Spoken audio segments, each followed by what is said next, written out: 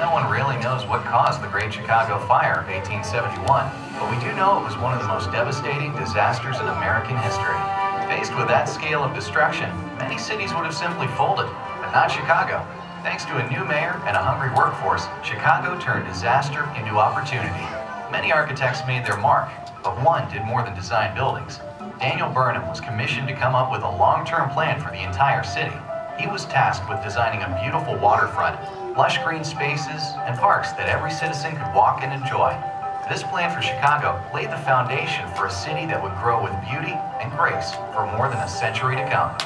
To grow, Chicago needed to replace its lost buildings. Before the Great Fire, most cities were built from wood, but Chicago had learned its lesson. New building codes required steel skeletons and firewalls, and these new rules meant architects were in even higher demand. At first, the architects tried to dress up these steel skeletons in the ornate style of the day. Some saw the chance to create something truly new. And in 1938, a famous architect from Germany arrived in Chicago, ready to do just that. Mies van der Rohe was known as a master of European modernism and a father of the Bauhaus movement. While he designed a few skyscrapers himself, he really came to Chicago to shape young minds, heading up the School of Architecture at the Armour Institute. He encouraged architects to embrace the beauty of their new materials, not to hide them, but to let them out. Soon you could see evidence of this new philosophy throughout the city. A renaissance in American architecture was underway, and Chicago was its shining star. In 1955, another genius surfaced in Chicago. His name was Fazlur Khan. They called him the Einstein of structural engineering. He was inventing new ways to create buildings taller than anyone had dreamed. Khan took a job with the prestigious firm of Skidmore, Owings & Merrill and was soon partnered with Bruce Graham, one of Chicago's most respected architects. By the 60s, the team was designing buildings throughout the city, and thanks to structural innovations by Fazlur, some of them were actually starting to live up to the name skyscraper.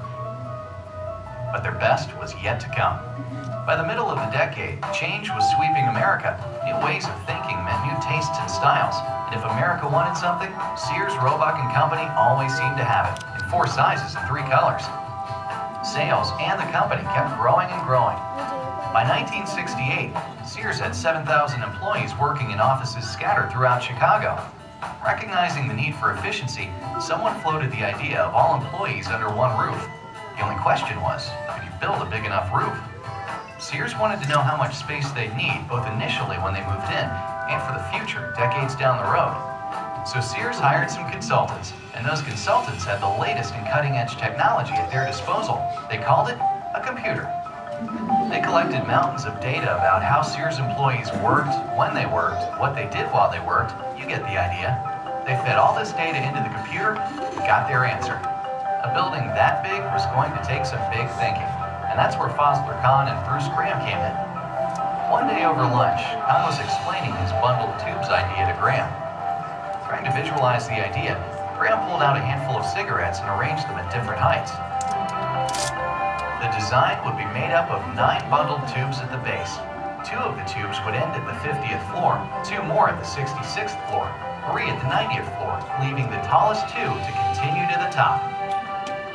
While Sears wasn't trying to break any world records at first, they quickly decided to expand their plans and go for the record of world's tallest building. That meant building a structure 110 stories tall with nearly 4.6 million square feet of interior space. Word quickly got out, and overnight, everyone wanted to be a part of a new world record. Sears wanted the perfect location for their new world record home, so they purchased 2 city blocks near the Chicago River and Chicago's famous Loop. And in August 1970, they broke ground.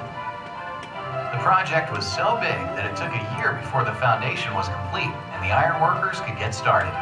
To keep things on schedule, giant sections of the building were partially constructed off-site. This allowed the massive structure to shoot up almost 2 floors each week. As the structure reached ever higher, building conditions got more difficult. Winds were much stronger at the top, and temperatures could be as much as 20 degrees colder than at street level. But they kept at it, and after another 2 years of hard work, the steel skeleton was complete. Then it was time for the hundreds of finishing carpenters, plumbers, and electricians to get to work. And they brought along 145,000 lights, 25,000 miles of pipe, 43,000 miles of wiring, 104 elevator cars, 992 toilets, and 796 faucets, not to mention 16,100 tinted windows. In the fall of 1973, they put on the finishing touches so Sears could move into their new home, Chicago's #1 icon and the tallest building in the world. Before long, the tower started to feel like home. And by home, I mean a place where thousands of people like you came through every day. The Sears people were very proud, and they embraced their local and international guests. As times changed, the tower changed too. In 1982, the world's tallest building got even taller when 2 radio and TV antennas and another 287 feet were added to the overall tower height, broadcasting signals into 4 states. And over time, the tower grew to be a city within a city, complete with coffee shops, a bakery, variety of restaurants, a health club, a car wash, a bank, doctors and dentists, a conference center, even its own post office. But the thing visitors really wanted to see most was the sky deck and its breathtaking views, and they weren't disappointed. The tower's sky deck has always been and remains one of Chicago's must-see destinations. After holding the world's tallest building record for 22 years, the tower was surpassed in 2004 by the 1,473-foot Taipei 101 Tower in Taiwan. But thanks to the TV antennas, Chicago's tower held on to the world's tallest structure record at 1,730 feet. And to add to its impressive numbers, today's tenants recycle a whopping 445 tons of paper a year, sparing 3,500 trees. Other efforts have cut water use by 10 million gallons per year and carbon emissions by 51 million pounds since the tower was built. So while the tower might be sleek and black on the outside, it's quite green on the inside. An inside that's home to world-class broadcast facilities, customer call centers, and over 100 different companies including law firms, financial institutions, and insurance brokers. Even decades after its completion, the tower is still considered one of the world's premier addresses for business. Up to 25,000 people pass through its doors every day, and the tower draws well over 1 million Skydeck visitors annually. They flock from every corner of the globe to experience views unmatched in America's heartland. And the team from Skidmore, Owings, and Merrill is still making an impact on the tower. They designed the Ledge, 4 retractable glass-floored viewing areas that extend over 4 feet outside the west side of the skydeck. This engineering marvel puts you 1,353 feet out over the city. You'll feel like you're walking in midair, 103 floors above Wacker Drive and the Chicago River. In early 2009, a London-based insurance broker, the Willis Group, became one of the tower's largest tenants, bringing even more great jobs, excitement, and prestige to the tower. Along with their office space, the lease included a right to change the name of the building, which is why the impressive structure you're standing in today is now known as Willis Tower. Thank you for watching. We hope you enjoyed learning a little more about Chicago's history and the remarkable story of Willis Tower. As the years go by, the tower stands tall in its place as one of the greatest buildings in the world. Have a wonderful time at Skydeck Chicago, and we hope to see you again soon.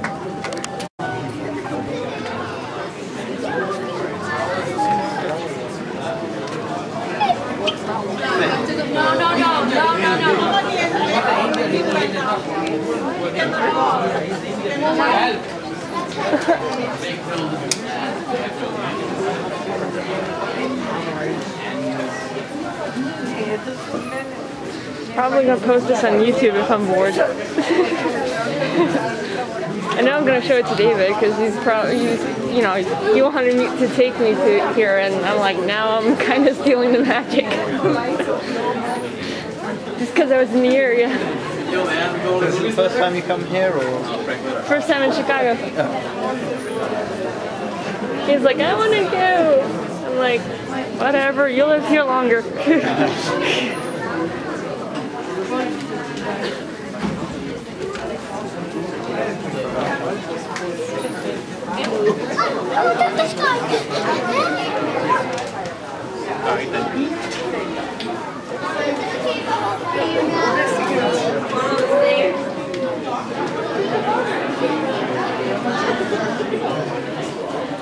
Michael Jordan's tall.